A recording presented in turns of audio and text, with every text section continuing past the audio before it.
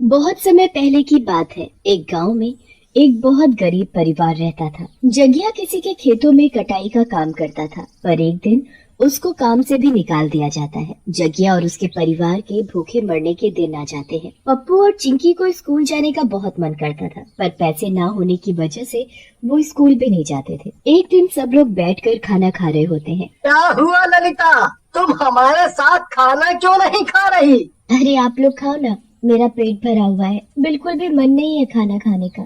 जगिया को ललिता की बातों में झूठ दिखाई देता है, इसलिए वो खाने के बर्तन से प्लेट हटाकर देखता है। बर्तन बिल्कुल खाली होता है। जगिया को ये देखकर बहुत दुख होता है। तुमने कुछ नहीं खाया है ना? तुम झूठ बोल रही हो ना? हम लोग ठीक से खा पाए इसलिए तुमने झूठ बोला। क्या करूँ जी, अगर मैं खा लेती तो आप सब भूखे रह जाते। समझ नहीं आ रहा कि क्या करूं, कैसे घर के हालात सुधारूं।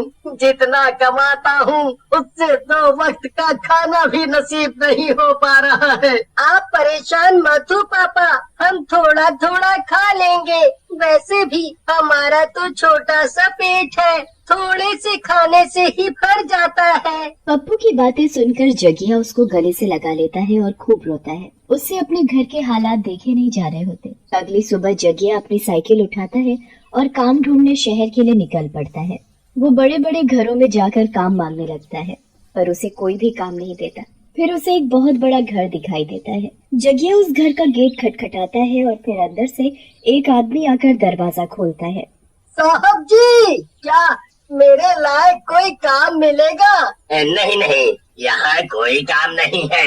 चलो निकलो यहाँ से, जाने कहाँ कहाँ से आ जाते हैं। साहब जी, मुझे काम की बहुत जरूरत है। मैं दूर गांव से काम के लिए आया हूँ। आप जो बोलोगे मैं वो सब करूँगा, बस आप मुझे कुछ काम दे दो। ओहो, बोला ना, जाओ यहाँ से। कोई काम नहीं है मेरे पास। एक बार में बात समझ नहीं आती क्या? जगिया की आखिरी उम्मीद भी खत्म हो जाती है। वो निराश होकर वापस अपने गांव जाने लगता है। रात भी हो चुकी होती है और रास्ता भी लंबा होता है, इसलिए जगिया जंगल के रास्ते घर जाने का सोचता है। थका हारा जगिया अपनी साइकिल को धीरे धीरे चलाता हुआ जंगल से गुजर रहा होता है कि अचानक उसे ऐसा महसूस होता है जैसे उसके पीछे कोई है। जगिया जल्दी से पीछे मुड़कर देखता है, पर वहाँ कोई भी नहीं होता।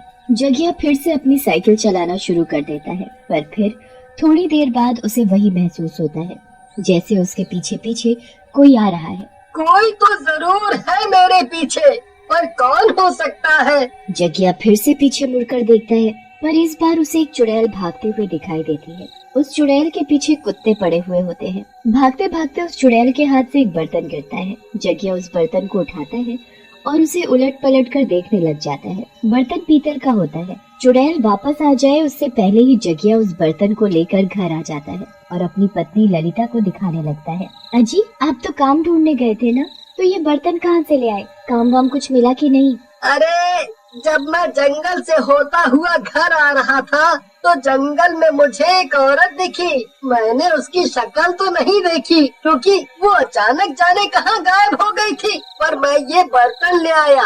वो औरत ये बर्तन वहीं छोड़ गई थी। इसे बेचकर कुछ तो पैसे आएंगे।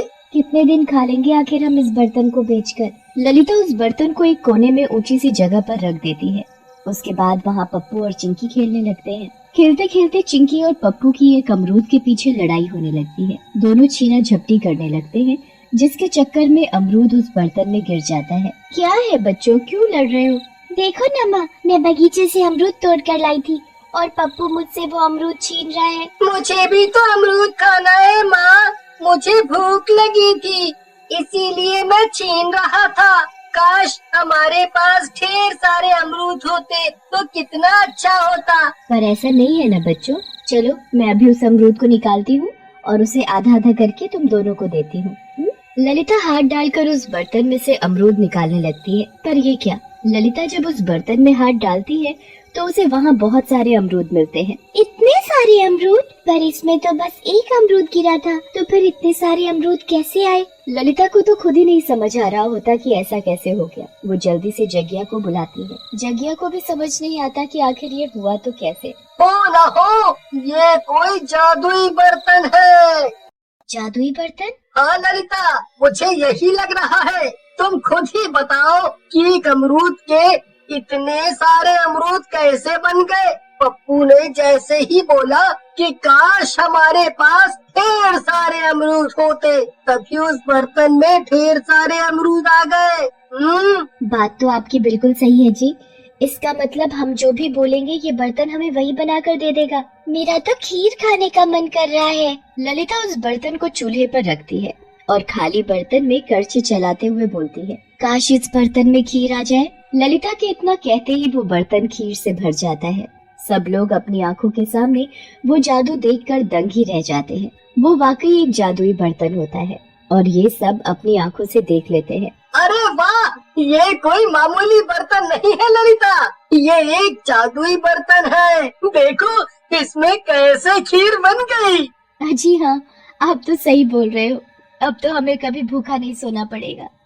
लगता है भगवान को भी हमारी गरीबी पर तरस आ गया है। हाँ ललिता, तुम सही बोल रही हो। अच्छा, तुम इस बर्तन के बारे में किसी को भी मत बताना और इसे किसी कपड़े से ढक कर रख दो ताकि किसी की नजर भी इस पर ना पड़े।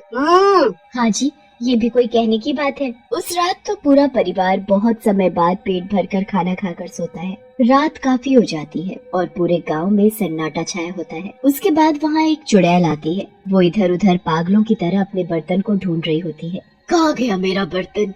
आखिर कहाँ रहता है वो आदमी जिसके पास मेरा बर्तन है? अब मैं उसे ढूंढूं तो कहाँ ढूंढूं? चुड़ैल पूरे गांव में अपने बर्तन को ढूंढ लेती है। वो सबके घरों में झांक झांक कर भी देख लेती है, पर उसे अपना जादुई बर्तन कहीं दिखाई नहीं देता। वो जगिया के घर भी जाती है, पर ललिता ने उस बर्तन को एक कपड़े से ढक कर रखा होता है, इसलिए चुड़ैल को वहाँ भी वो बर्तन नहीं मिलता। उसके बाद चुड़ैल थक हार कर वहाँ से चली जाती है। अगली सुबह ललिता उठकर सबसे पहले वो जादुई बर्तन निकालती है। वो उसे अच्छी तरह से कपड़े से साफ करती है और बच्चों से पूछती है कि उन्हें क्या खाना है। बच्चे बड़े ही खुश होते हैं। माँ, मैंने कभी पिज्जा नहीं खाया। एक बार देखो ना कि क्या ये जादुई बर्तन पिज्जा भी बना सकता है क्या? पर मेरा तो डोसा खाने का मन है माँ। ललिता उस बर्तन को चूल्हे पर रखती है और करछी घुमाकर बोलती है, मुझे एक पिज्जा चाहिए। ए जादुई बर्तन, इसमें एक पिज्जा बना दो। ललिता के इतना कहते ही उसमें एक पिज्जा बन जाता है। ललिता वो पिज्जा पप्पू को दे देती है। जगिया और ललिता भी अच्छे से पेट भरकर नाश्ता करते हैं। सब बड़े ही खुश होते हैं। क्यों ना हम इसमें रोज नई नई चीज बनाकर बेचना शुरू कर दे, इससे हम कुछ भी शुरू कर सकेंगे।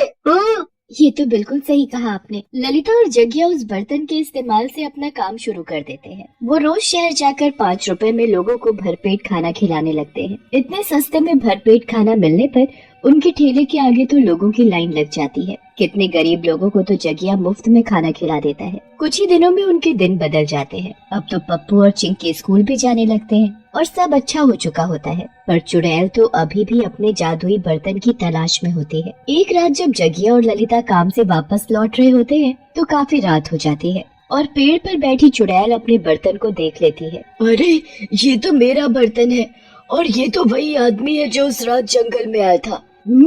यही है मतलब बर्तन चोर।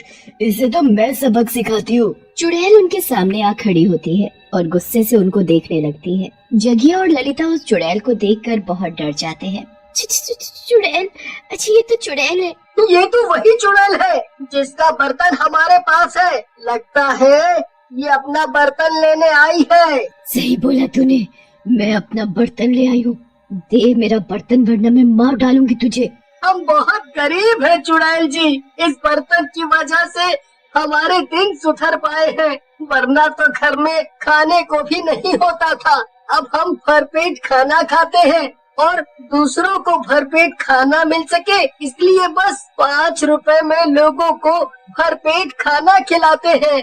आप इस बर्तन की जगह कोई बर्तन ले लो, पर हमें ये बर्तन दे दो, दे दो। चुड़ैल को उनके ठेले पर 5 रुपए में भरपेट खाना एक बोर्ड दिखता है। चुड़ैल उन पर विश्वास कर लेती है और उन पर तरस खाकर उनको वो बर्तन रखने देती है। ठीक है, रख लो ये बर्तन, पर मुझे इसके बदले दूसरा बर्तन चाहिए। ठीक है, मैं कल ही तुमको इससे बहुत सुंदर बर्तन लाकर दे दूंगा। अगले ही दिन जगिया दुकान से एक बड़ा ही सुंदर बर्तन लेकर आता है और चुड़ैल को दे देता है। चुड़ैल बड़ी खुश हो जाती है और नया बर्तन लेकर वहाँ से चली जाती है।